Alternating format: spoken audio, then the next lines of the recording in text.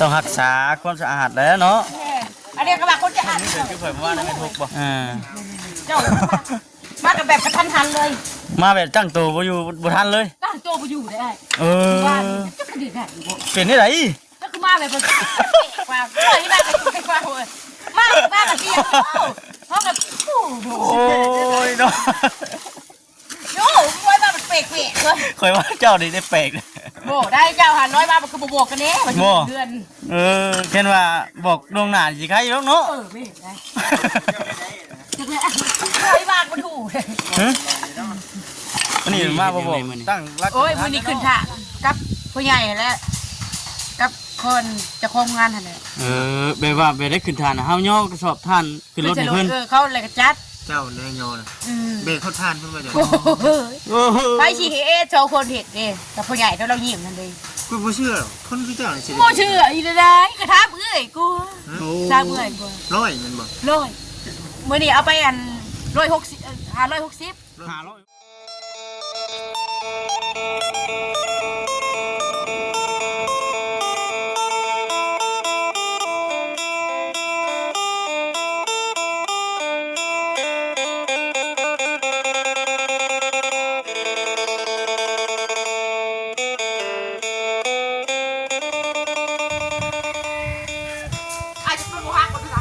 ฮะมาฮักดอกน้ำหนักหน่อยนึงเนาะน้ำหนักโบราณปานใดแม่นเพิ่นทางสาวดำเพิ่นคงแต่มาฮอดเนาะเฮ็ดเวียกลูกเลยเราก็เลยพี่น้องเนาะพี่น้องทักทายสบายดีเด้อพี่น้องเนาะทักทายสบายดีFCกันเบิดทุกคนพบกันอีกคือเก่ากับบ่าวค่ำมื้อนี้ก็ได้อยู่ที่บ้านที่เพื่อนสาวดำเพื่อนกำลังทำความสะอาดอยู่ใช่สบายดีเด้อทางไหนก็ได้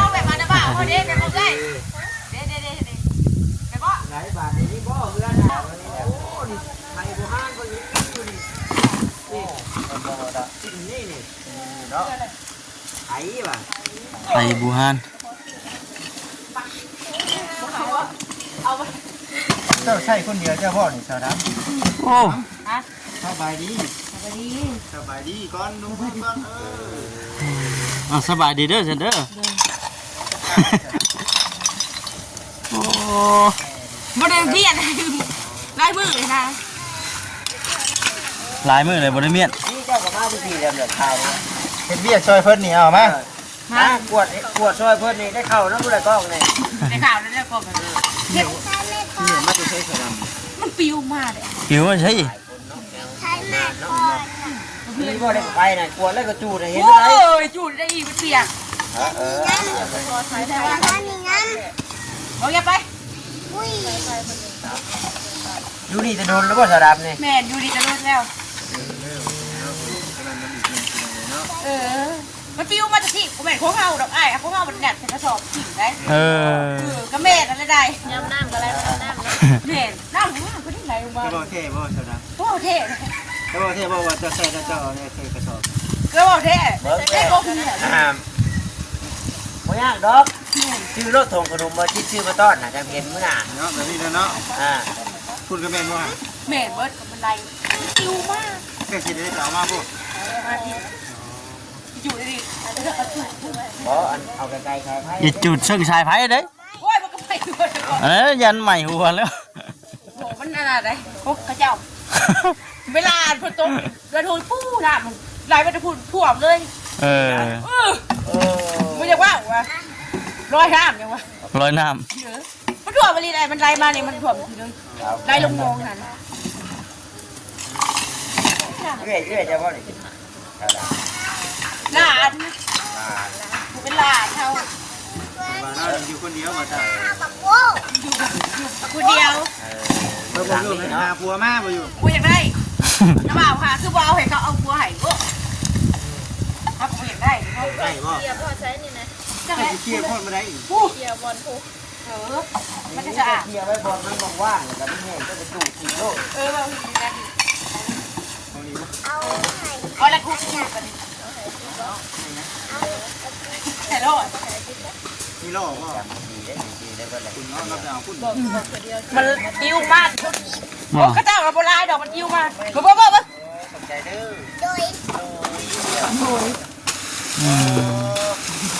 ก็มื้อนี้เสือดำลุยเนาะมื้อนี้เนาะ ดุยอ้าวมันอิ่วมาเธอก็อย่าลงค่ะ นี่แหละ โอ้เด้เนาะ ตัวจริงเลย ดูแบบมันกัด คืออันนี้นะดินเล่าบ่จิตอันนี้นะดินสระด ดินโคแมง ดินมูล แต่ว่าห้องงานนี่คือมาตั้งใกล้ที่เนาะเราดินขาดสูงห้องงานจ้างอยู่ห้องงานคนนี้ ไงเด้นี่แหละเดี๋ยวงานแหละครับเอง อยู่นี่แต่น้อยจนใหญ่ โดยแบบนี้ เขาจ้างลูกได้บอกงานใหม่นี่ บอกโบงานนี่แหละเขาติดป้ายได้กล่องเจริญ จะโดนแล้วบ่สระด กระโดดนะการที่ว่าก็จะคิดออกก็จะกระพงอยู่แล้ว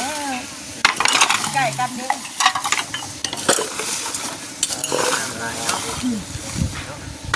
เวลาโอ้บดดงนี่ได้อยู่ความลำบาก บ่ ฮะ ลำบากบ่ มันไหลมาแล้วกิน เออ แม่ก็ต้องสูดพุ่นมาเถื่อน จะกระไรมากินหอยจะกระไร จำปีนะเนาะ ผู้ฝึก ผู้ฝึก กระซ่า ลุงตุ้งตัวอยู่จังซี่ ได้ไอ้มันอยู่มันจะอยู่มันจะเก็บน้ำมันหายน้ำไอ้นะ เออ ไอ้แม่ตัวมือมันบ่อยู่นะมันเนี่ยเขาบอกเขาอยู่นะแม่ที่ขึ้นไปยังพักดอกไอ้เข้ามาเขาอยู่คนเดียวนะได้เลยถ้าไอ้อยู่มันเก็บน้ำแต่มันหายครับพ่อ เอ มัน อ ปุ๊กเกะมันรอเช้า จะเลยบ่ได้เก็บดิ ก็ไม่ได้เก็บแล้วมันหายจะเป็นมันหายหายอะไร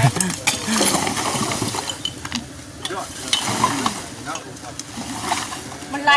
กิ้วมาที่ประเทศเลย เมนเจ้าเฮ็ดเองเนาะ กิ้วมากิ้วมาจ้ะ ว่าเจ้าเฮ็ดสิเนาะ เขาก็เมียตลอด ใครนี้ ต้องรักษาความสะอาดแล้วเนาะ อันนี้กระบะคนจะอ่านก่อนมันกิ้วเว้ย อ่า เอาชื่อบัดบ่เฮ็ด อยู่ เนาะมันมามื้อน่ะจะมามื้อน่ะจะกองอีเล่อยู่จ้ะ มาดูบริโภค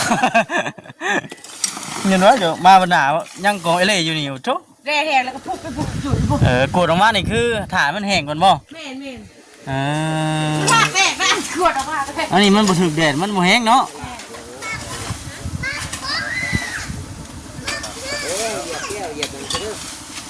ขอกไก่ ปอกเป็ด พวกเป็ด ปอกเป็ดเป็ดก็ไปอยู่หลุมเพื่อนเลย มาอยู่แล้วมึงเลยบ่ครับหุบไปแล้ว เนาะ ประหยัดแล้ว ด่าอ้าวด่าพวก เนี่ยปล่อยให้หุบเอง มันด่าพวก น้ำพุอ่างเนี่ยก่อนเดี๋ยวกวดเลยกวดท่านดีกว่าเดี๋ยวกวดก่อนเนาะจะมาคุยกับเรา แปลนคือบ้านนี่เนาะ แม่ได้ผมยาวดิยังเห็นชาวบ้านมาผู้ว่ามาได้ปกดเฮือนโอ้ว้าวมวยผู้ว่าที่อีกมา หัวมาดบ่กดเฮือนติ แม่ไม่ขึ้นพ่อกับไม่ได้ท้อยากชาวบ้านที่บ่อยหมอพร อ๋อบ่ขอสิสัมภาษณ์เจ้านี่เมื่อหน้าไปมากินข้าวกินข้าวดีเนาะ ก็โตปฏิบัติได้บัดนี้ประเดี๋ยวจะมาดูเห็นเป็นไร แค่นมื้อเดี๋ยวจุข่อยมาได้แม่น6บ่ เจ้า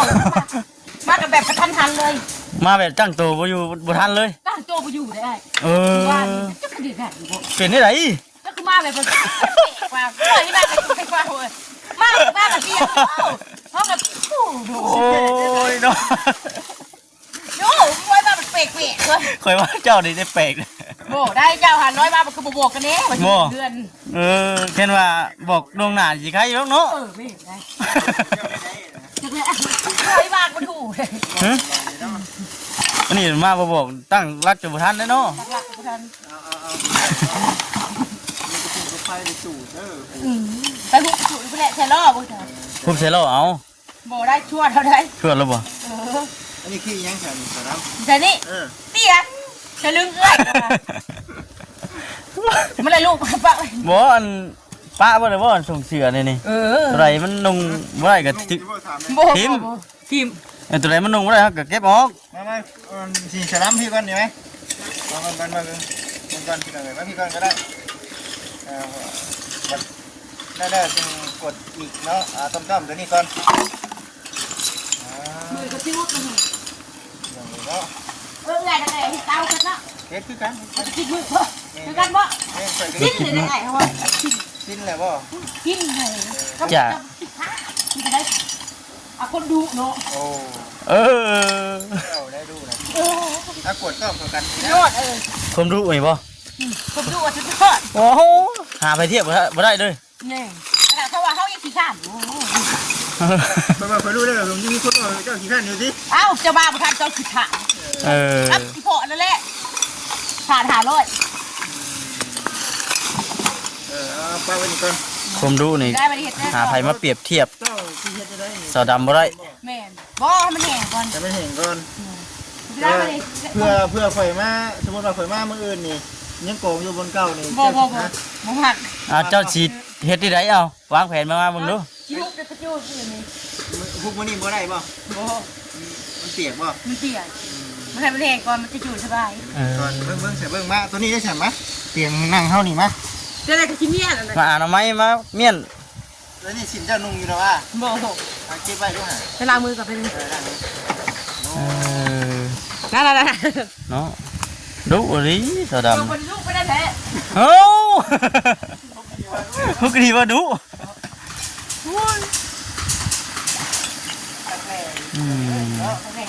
ไอ้สิแล้วมันจะเป็นตาอยู่แน่อยู่ผู้เดียวกันเนาะอันนี้ คือผีดิบ่คือบริษัท จะบอกเองเด้อจะบอกเองว่าคือดีจะบอกเองเก็บไว้เลย เอ้ยนั่น นี่ส่งนี่นะ ส่งร้านเนี่ยแค่ย่อย ตัวใด เขาไม่ได้ลุงแบบนี้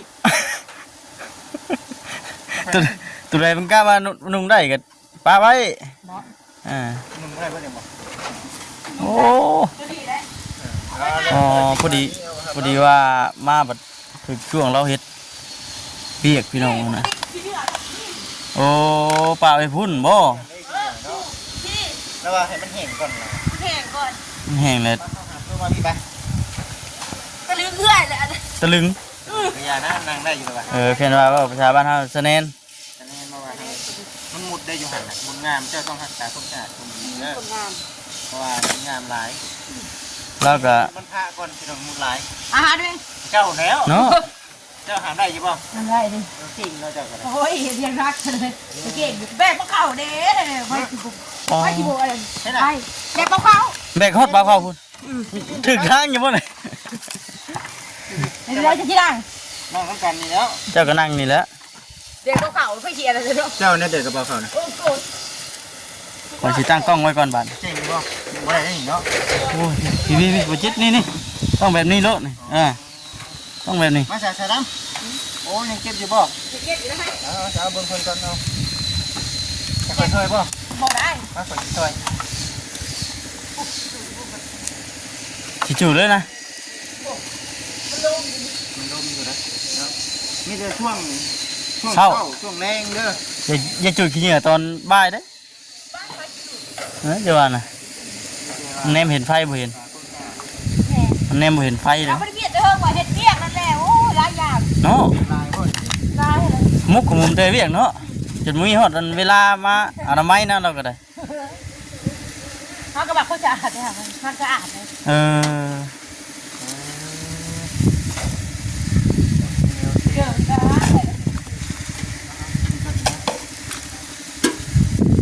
มาจาก2 มื้อ3 มื้อเจ้าแปลนเติบเจ้านี่ เมย์แล้วเจ้ามา บ่ แล้วก็ให้เล่นใหญ่ อายบ่ ผู้บ่าวมันมาหลินนั่นเนาะ เออ ผู้บ่าวมันจะพลาดได้ก็บอกโผล่ขึ้นได้มา พอแล้วมั้ง พอแล้ว พอก่อนมื้อน่ะ ป้าไปเฮ็ดมื้อใหม่นี่เขียนแล้วมื้อเดียวว่าซั่น เนาะว่าทั้งสาดำนี่แค่ มาเลยแม่ ฮะ จังว่า พี่เจ้าต้องหมุนเตียงวางนี่อีก เอาย่อๆพุ่นอีก เอาวางนี่ ใช้งานผู้สาวก่อน พวกกี้ก็คือบ่ให้มึงทำหาผัวให้โอ้ย พี่อ่า ผู้ชอบไปอยู่ ไอ้แบบนี้แหละ คัก ค่อยตั้งกล้องค่อยก่อน นั่งลงสาดำบัดนี้เมื่อยป่ะเอ้ยเนาะ กินข้าวเที่ยงอะไรกินข้าวกับหยัง ลืม เลย จะว่าได้กินยักษ์ ยังบ่ทันได้ เย็น กิน ไป เยอะ สิอะไร มันลืมว่ากินข้าวเที่ยงและบัด เป็นจะไรเดี๋ยวได้ปะครับก็ชื่อมีแล้วฝากมาต้อนเด้อ กับเจรไรเด้อไปยืนแห้ง ดีไม่แห้งดีไม่แห้งเด็กออกยังมัน จังเลยเอาไปเป็นเวลี่เวลาก็บุญแล้ว เอายันมาเจ้าฝันนะแค่เมื่อคืน โอ้ยบริพันธ์ยังดอกพันธ์จะหาย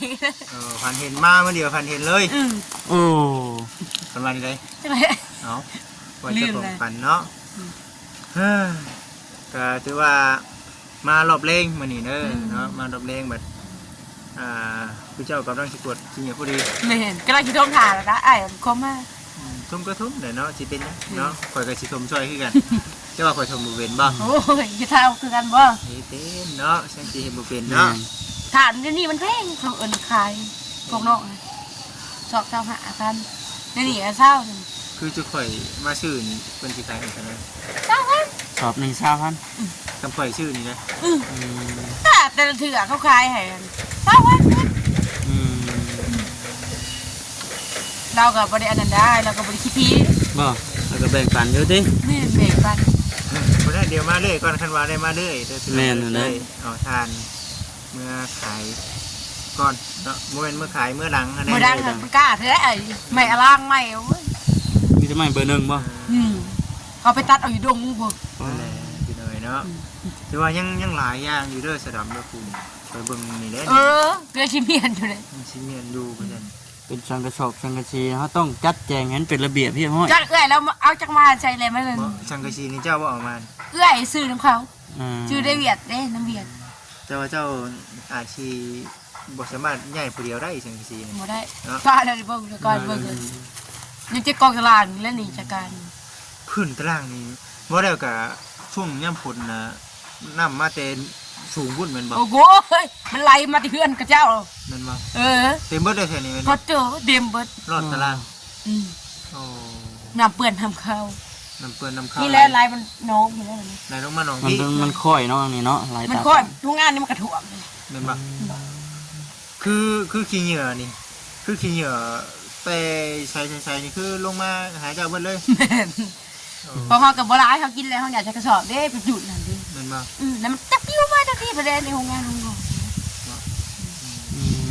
บ่ได้ก็มันเป็นพื้นที่ต่ำกว่าหมู่เนาะ แม่พอจีสักแค่ปีหน้าก็จะเอาดินชมนี่ ผมนี่มันสิมาทางไหนรถน่ะ มาทางนี้ มาทางนี้เลยแม่น มาทางนี้ก็ได้ขอเข้ามาทางนี้ก็ได้มันริมรวมเด้ เอาเงินมาจะใช้สิ จะไปเอาผักบุญ เนี่ยว่าตัวปีหน้าสิลูกเนาะอะไรเงี้ยบริเมียนเลยนะพวก หลายเนาะ6หลายสิ พว ลู ก กนะครับเราอยู่คนเดียวเล่าได้พี่น้องเอ้ยเนาะ เอาเวลาไปเฮ็ดเวียกเฮ็ดงานในกับปานนั้นเนาะ แม่ ไปเฮ็ดเวียกอีกเนาะแม่นบ่ไปเฮ็ดเวียกเฮ็ดงานอีกเพราะ มื้อนี้เฮ็ดหยังไงมื้อนี้ โอ้ยมือนี่ขึ้นฐานกับผู้ใหญ่แล้วกับคนจะคงงานหั่นแหละ แบบว่าไปได้ขึ้นทานน่ะเฮาย่อกระสอบท่านขึ้นรถให้เพิ่น เขาเลยกระจัด เจ้าแนยอน่ะเบรกเขาทานเพิ่นว่าจัง โอ้โห โอ้โห ไปชี้เอโชว์คนเห็ดเองแต่ผู้ใหญ่เรายิ้มนั่นเอง กูบ่เชื่อหรอกคนคือเจ้านี่สิ โมเชื่ออีได้กระทับเอ้ยกูทราบเอ้ยกู ร้อยแม่นบ่ ร้อยมื่อนี้เอาไปอัน160 560 560 แต่2คนได้ขึ้น 560โชคไปเฮ็ดได้นะ ขึ้นใส่รถอยู่แล้ว เบรกเลย กับแบกกันแล้วมันก็เขาถอยรถมาใกล้ๆเขาก็แบกขึ้น เจ้าน่ะเบรกโอ้โจมจี้เลยมัน ถอยไม่ได้นักบันได ต้องบ่นักบ่ ข้าก็แล้วทีนี้ เมื่อยอยู่บ่ ก็บ่ได้เมื่อยเลยเด้เฮกับเดตู้นั่นเด้เป็นยัง บ่เมื่อย สุดยอดเลย มามือกาคันจะได้แบบมันลายๆเนาะเป็นพันหมดแล้วพันปลายเลย เมื่อยอยู่นะ 2 คนขึ้นนะ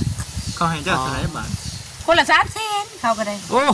ไม่ได้ขึ้นกับเถ่าอันนั้นได้ไปนะพูดดิแล้วกับจะเก็บอะไรแหละ เฮ็ดเวียกนี่ซ้ำหมดผู้ชายพุ่นเนาะเฮ็ดเวียกนี่เนาะ เอานี่ก็ทำได้กูเอาผู้ชายได้ กูให้ผู้ชายอีก โยทานเป็นพันนี่ได้อยู่2-3แสน แม่นกูเอาผู้ชาย เนาะ บ่เฮ็ดเอียก บ่เมื่อยบ่ บ่เมื่อยได้ โอ้โยทานเป็นพันบ่เมื่อย ก็บ่เมื่อย เฮาลึกเฮาเคยเลยเนาะ มันลืมมันเคยเฮ็ดเอียกบ่ขี้ข้านก็ครับขี้ข้านก็บ่ได้ขี้ข้านเนาะ บริษัทว่าเคยบ่นอนวิน บ่ เคยอยู่ติ นอนกันนอนถึง เอ้า หากระตื่นนี่แหละนอนเลย อ้าว หากระตื่นมาเลย โอ้ไป ตื่นเต้นแล้วก็แบบ เออเอาเนาะดีใจบ่ทั้งทีมงานมาหา ก็ดีใจอยู่อ้าวตกใจโดดขึ้นมาได้ป่ะกำลังมันโดดขึ้นมาไว้แถวนั้น คือมาไว้สติ เห็นยังกันจนสิบทันติ เนี่ยว่าบ่มาใช่ไหม ว่าบริไก่ปันไหนเด้ ดิฉันเชื่อ มิเซโน่นี่บริไก่ปันไหนสิแล้วเนาะพี่น้องเอ๋ยเนาะ จะกลัวไพ่หรืออะไรมา เปียบังงัวเจ้าเองโมเมนต์ โอ้ยมันแหลกตีกู โมเมนต์งัวเจ้าสินี่ บ่บริเวณงัว ไปยังงัวบ่ ญาติงัวสิได้